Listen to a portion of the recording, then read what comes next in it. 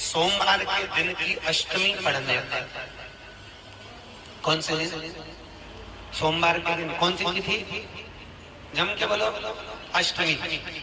सोमवार के दिन अगर अष्टमी तिथि पड़े और उस दिन अगर 5 बेलपत्र भगवान शिव को समर्पित कर दी जाए तो व्यक्ति जो सोचकर, जिस कामना से, जिस मनवांछित फल के लिए बेलपत्र चढ़ाता है, उसकी वो कामना मात्र 3 महीने में पूरी हो जाती है। मात्र 3 महीने। एक बात बहुत सुंदर है, ध्यान रखिएगा थोड़ा सा। अभी अगर मौका लगे, सोमवार की अष्टमी पड़ जाए, क्या पड़ जाए सोमवार की? जम के बोलो जरा। अष्टमी।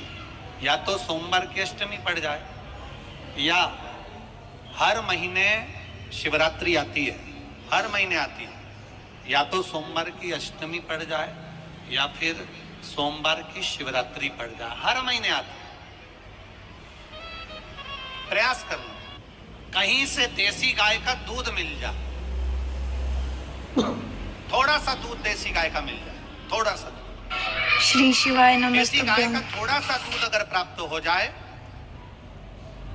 बेलपत्री के पत्ते से दूध कटोरी में लेकर, मात्र बेलपत्री के पत्रे से एक एक बूंद अगर दूध, आप एक बूंद अगर ज्यादा ना मिला हो, 1 चम्मच भी अगर आपको दूध देसी गाय का मिल गया हो, और सोमवार की अष्टमी पड़ जाए या सोमवार की, जम के बोलो, शिवरात्रि पड़ जाए, उसमें केवल अगर देसी गाय का दूध मिल जाए, जर्सी गाय का नहीं हो, देसी गाय का अगर दूध मिल जाए, बेलपत्री के पत्ते से, तुम्हारे घर के अंदर अगर शिवलिंग है या मंदिर में शिवलिंग है या तुम्हारे नजदीक में कोई शिवलिंग है, उस पर बूंद बूंद, एक एक बूंद अगर शिवलिंग पर दूध समर्पित कर रहे हो, श्री शिवाय नमस्तुभ्यम, नमः शिवाय, या षडाक्षर मंत्र ओम नमः शिवाय, या 33 अक्षर का मंत्र महामृत्युंजय मंत्र, इसका स्मरण कर कर शिव जी पर देसी गाय का दूध समर्पित कर कर इस बेलपत्री को अशोक सुंदरी वाली जगह पर अगर आप समर्पित कर देते हैं, फिर आप जिस भी चीज के लिए अप्लाई करें, मेरा देवाधिदेव महादेव आपका हाथ पकड़कर खींचकर आगे बढ़ा ही दे।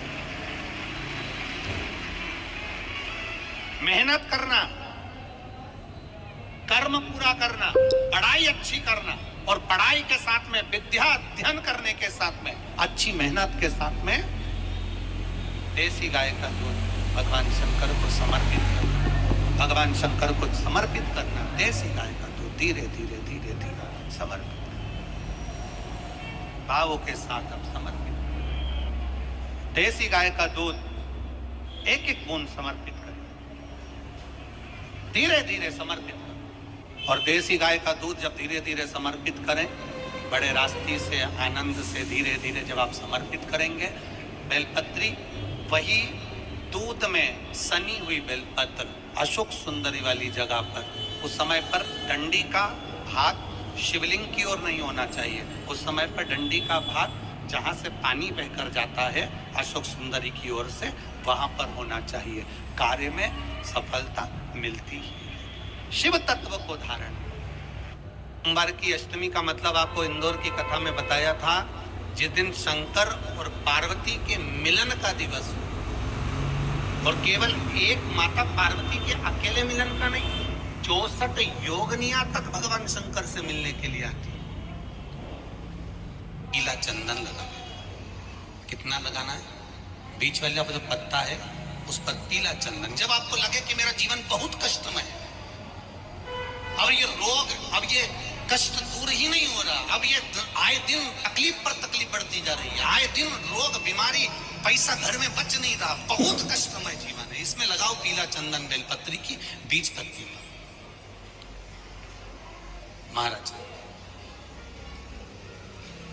और बीज पत्ती पर जब चंदन लग जाए, लगने के बाद में ये दोनों पत्ती पर लाल चंदन लगा लीजिए। इन दोनों पत्ती के बीच में जो डंडी का भाग होता है, आपको कहा था, आपको स्मरण में होगा शायद, हमने जब बेलपत्री की महत्वता बताई थी तो उस बेलपत्री की महत्वता में कहा था ब्रह्मा विष्णु महेश ये 3 हैं, बोला था। बीच में ये बड़ी पत्ती से लेकर जो 2 पत्तियां होती हैं, इनके बीच में जो जगह बचती है, इसमें माँ पार्वती के 64 योगनियां, माँ पार्वती अपनी पूर्ण सिद्धि के साथ में जितनी भी देवी के स्वरूप हैं, वो माता 64 योगनियां देवी के स्वरूप में यहाँ पर विराजमान होती हैं। 2 पत्ती के नीचे से जो डंडी होती है नीचे तक, ये पूरी डंडी में 33 कोटि देवी देवताओं विराजमान होते हैं इस पूरी डंडी के अंदर। तो ये बीच वाली पत्ती है, ये जो बीच वाली पत्ती का जो भाग होता है, इस पत्ती के भाग में शहद का प्रयोग करते हैं। यहाँ पीला चंदन, लाल चंदन, शहद का प्रयोग कर इसी तरह से पकड़कर ये बेलपत्री की जब आप समर्पित करें तो श्री शिवाय नमस्तुभ्यं। ओम नमः शिवाय।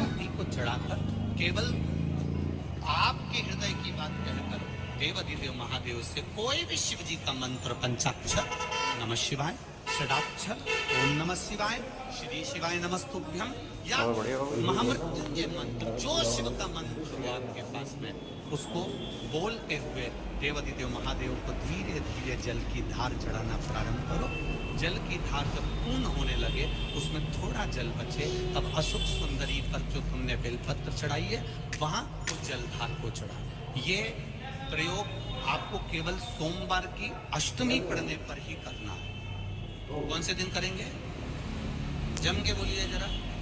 सोमवार की अष्टमी पढ़ने पर यह प्रयोग करें और जल चढ़ाकर बाबा से विनती कर उसी बेलपत्र को वापस उठाकर कहीं जलाशय में या किसी पेड़ के नीचे विसर्जन कर दें और 1 लोटा जल वहां भी चढ़ा दें। बस निवेदन कर आ जाइए, मेरा बाबा वहां के अंदर हाथ जरूर पकड़ेगा और आपको दलदल से बाहर बहादुर आपसे कहेंगे उतारिएगा। जिसके शरीर में सफेद चमड़ी पड़ने लगती है, चर्म रोग हो जाता है, या चेहरे पर आंख के पास में पूरा कालापन आ जाता है, उसको हमेशा याद रखना है। लाल चंदन का लेपन पीपल के पत्ते पर करिए। काय पर करना है? पीपल के पत्ते पर लाल चंदन का लेपन करिए।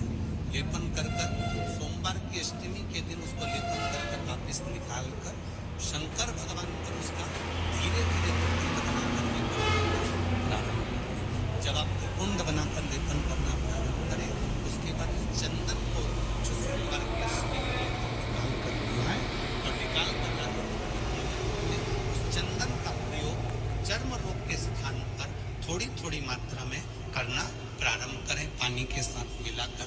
परंतु उस चंदन को केवल 6 से 7 दिन में प्रयोग करिएगा, ज्यादा धीरे धीरे चमड़ी।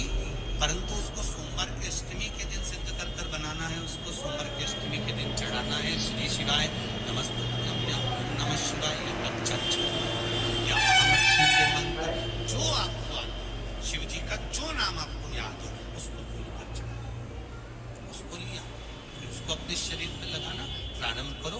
उसका फल आपको 15 दिन के अंदर धीरे धीरे धीरे धीरे प्राप्त होना प्रारंभ। लाल चंदन का प्रयोग शिव जी के सोमवार के अष्टमी के दिन अशोक सुंदरी वाली जगह, सबको मालूम है ना अशोक सुंदरी की जगह, अशोक सुंदरी वाली जगह पर 7 हल्दी की बिंदी रख दी जाए। लड़का लड़की जिसका विवाह नहीं हुआ उसका हाथ रख दिया जाए और वही हाथ के छापे पीपल के वृक्ष पर श्री शिवाय नमस्तुभ्यं। ओम नमः शिवाय।